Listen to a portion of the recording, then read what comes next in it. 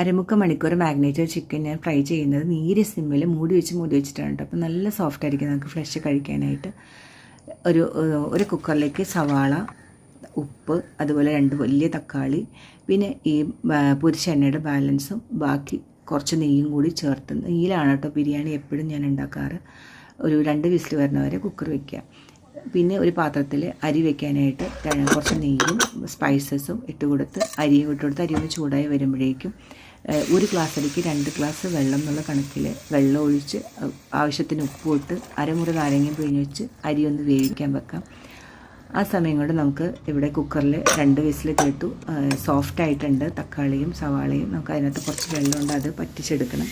അപ്പോൾ നമ്മൾ വേറൊരു പാത്രത്തിലേക്ക് ഇട്ടു. ഇഞ്ചി, പച്ചമുളക്, വെളുത്തുള്ളി പേസ്റ്റും കൂടി അതിൻ്റെ ഒപ്പം ചേർത്ത് കൊടുത്തൊന്ന് വഴറ്റിയെടുക്കാം. വെള്ളം വറ്റിക്കഴിയുമ്പോൾ മല്ലിപ്പൊടി, മഞ്ഞൾപ്പൊടി, കറി മസാലപ്പൊടി, കുരുമുളക് പൊടി, മുളക് പൊടി ഞാൻ ചേർക്കുന്നില്ല. അതിനോടൊപ്പം കുറച്ച് മല്ലിയിലയും കൂടെ ചേർത്ത് നമുക്കൊന്ന് വഴറ്റിയെടുക്കാം. പിന്നെ വേണ്ടത് നമുക്ക് വെള്ള കസ്കസ്, അതൊരു അരമണിക്കൂർ വെള്ളത്തിൽ കുതിർത്ത് വെക്കണം. അതിനകത്ത് ചെറിയ മൺതരി ഉണ്ടാവും, അപ്പോൾ വെള്ളത്തിൽ അരിച്ചരിച്ചിട്ട് വേണം എടുക്കാനായിട്ട്. അതിനോടൊപ്പം കുറച്ച് കശുവണ്ടിയും പിന്നെ തേങ്ങയും, ഒരു 2-3 സ്പൂൺ തേങ്ങയും കുറച്ച് വെള്ളം കൂടി ഒഴിച്ച് പേസ്റ്റാക്കി എടുത്ത് അതും കൂടി മസാലയിലേക്ക് ചേർക്കാം. പിന്നെ ഒരു 1/4 കപ്പ് തൈരും കൂടി ചേർത്ത് നമ്മൾ പൊരിച്ച് വെച്ചിരിക്കുന്ന ചിക്കനും കൂടി ചേർത്തിട്ട് ഒരു 5-10 മിനിറ്റും കൂടി അതൊന്ന് മൂടി വെച്ചിട്ട് വേവിച്ചെടുക്കാം.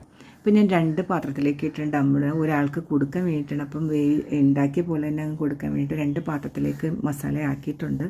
അപ്പോൾ മസാല നമ്മൾ ഇടുമ്പോഴേക്കും അതിനകത്ത് സ്പൈസസ് ഇടും, പിന്നെ കശുവണ്ടി ഇടും, കിസ്മിസ് ഇടും, മല്ലിയില ഇടും, പിന്നെ അതേപോലെ സവാള പൊരിച്ചതൊക്കെ ഇടും. അപ്പോൾ ഞാൻ അതൊന്നും ഇടുന്നില്ല, ഞാൻ മല്ലിയില മാത്രമാണ് യൂസ് ചെയ്യുന്നുള്ളൂ. പിന്നെ അതുപോലെ തന്നെ നെയ്യ് ഒഴിക്കുന്നുണ്ട്.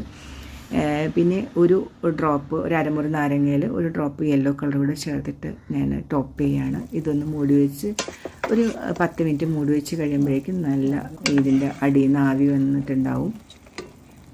അപ്പം നല്ല ഫ്ലേവർ ഉണ്ട്. ഇനി നമുക്ക് സൈഡ് ഡിഷായിട്ട് നമുക്ക് കച്ചമ്പറാണ് ഞാൻ ഉണ്ടാക്കിയിട്ടുള്ളത്. കച്ചമ്പറിൽ നമുക്ക് സാധാരണ നോർമലി എല്ലാവരും സവാള, തക്കാളി, ക്യാരറ്റ്, തൈര് അങ്ങനെയൊക്കെയാണല്ലോ.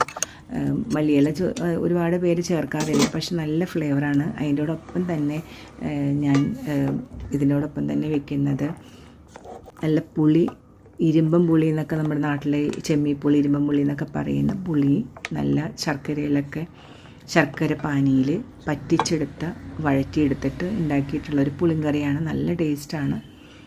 അപ്പോൾ അതും കൂടിയാണ് ഞാൻ ഇതിനകത്ത് സൈഡായിട്ട് വെക്കുന്നത്.